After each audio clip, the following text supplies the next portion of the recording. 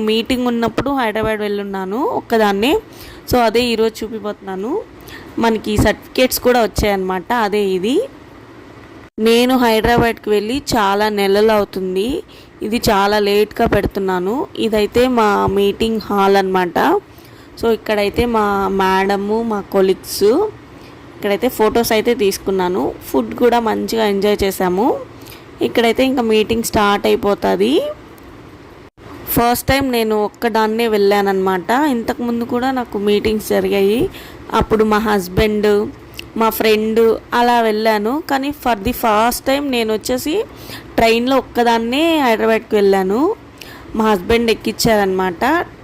So నేనైతే అప్పుడు వెళ్ళి సేఫ్గా రీచ్ అయ్యి మీటింగ్ అయితే అటెండ్ చేసుకొని మళ్ళీ తిరుపతికి అయితే వచ్చేసాను.